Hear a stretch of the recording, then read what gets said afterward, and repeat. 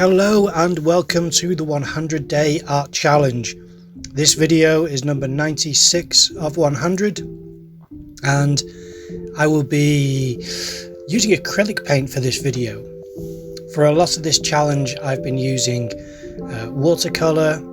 I had a big stint of using oil paint, oil pastels, soft pastels, some pencils, some digital, some ink.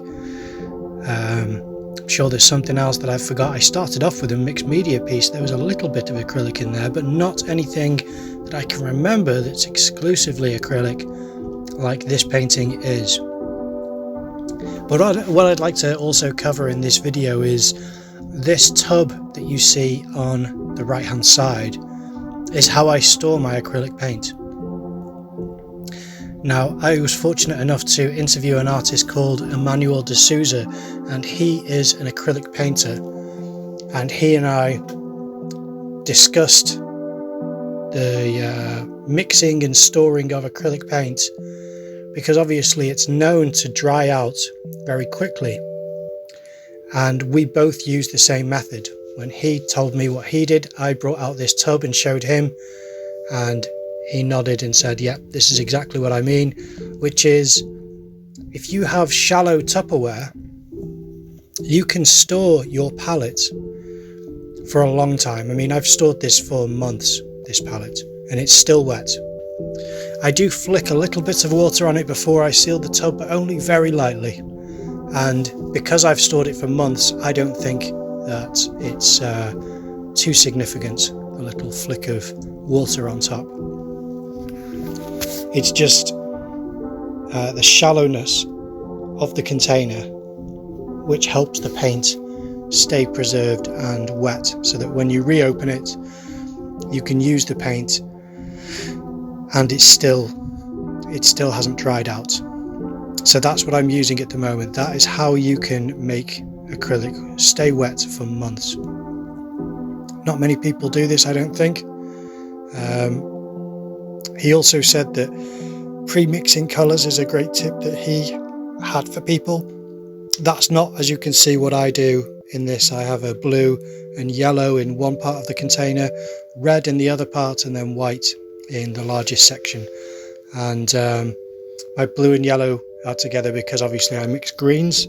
The red gets mixed with the blue and bits with yellow, so it becomes brown, and then the white section has pinks and greens and blues and all kinds of shades of lighter colours which I've mixed with the white. This scene is a lily pond from Bodmin Gardens, and it's a photograph my mum took, and I loved it, so I wanted to use it as a reference. And it's a larger painting than I have done for most of the challenge. The only other painting that I did, which was this large, was of a kind of back garden area which we have where birds come to play in the bird baths. And I will put a link in the description of not in the description, sorry, I'll put a link in the top right hand corner of this video. In fact, is it right hand? No, it's top left hand corner. One of the top corners of this video. I will leave a link for that video now. And that is for the other painting that I did that's the same size as this.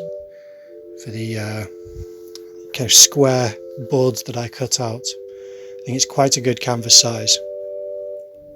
And this was a complicated painting in a way, because as much as it's just a lily pond, it has a lot of reflections, it has different shapes and distance, where I was trying to consider how I would depict the scene and give it depth and do it justice and still remain impressionistic. The importance to me of being impressionistic was because one of my favourite painters is Claude Monet, and he's known for his lily pond paintings.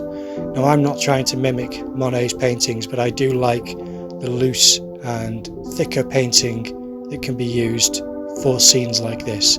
So part of me thought it will be a loose painting, and it will be slightly thicker than other paintings that I've done, where I've tried to brush in some of the paint and I've tried to keep it so that it's not too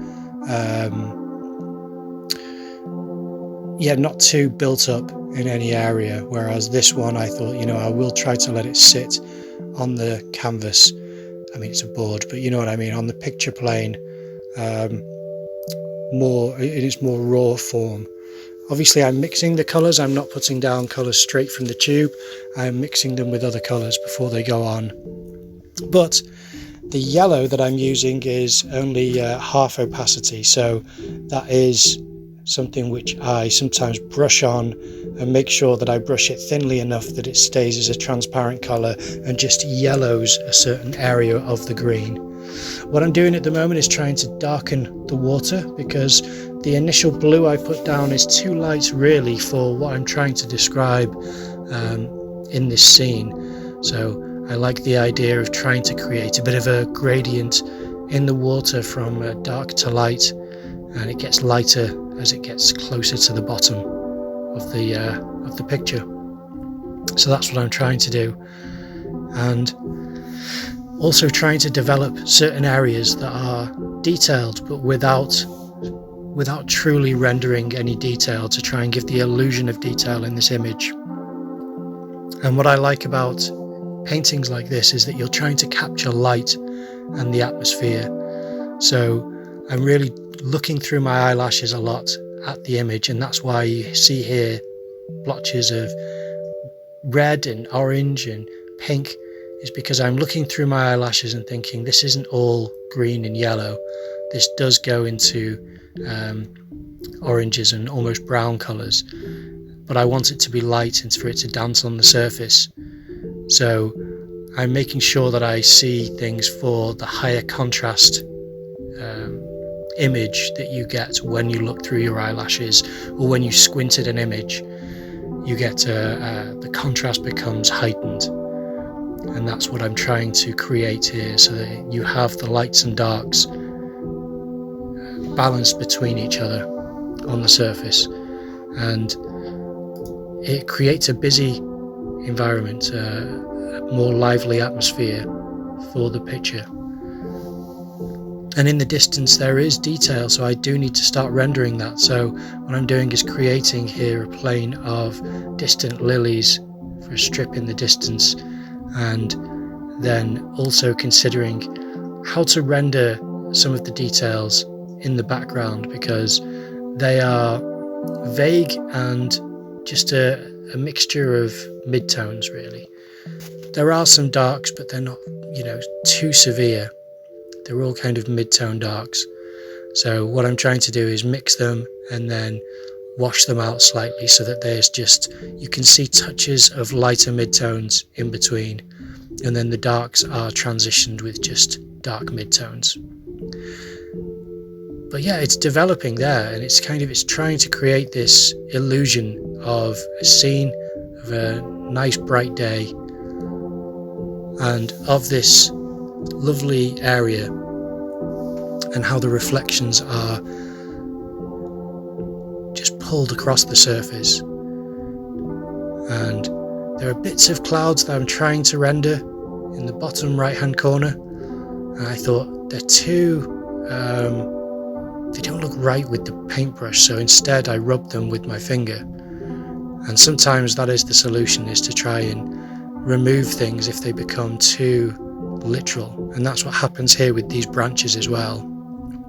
They just become too literal, so instead I get a blue and I start to brush into them to try and remove some of them, so that they're not quite as literal as they become when I first paint them in. But there we are, that is the scene, and I quite like how that blue is now changing as it comes to the bottom right hand corner to a lighter blue. I have touches of pink. I'm doing bits of flowers here, little pink and white flowers that occur on the lily pads there, and all these little touches create this lovely environment, and I think make this scene a nice finish. I'm getting in a reflection here for this flower, so there's the reflection for the flower in the water, and that's it. I'm pretty much done.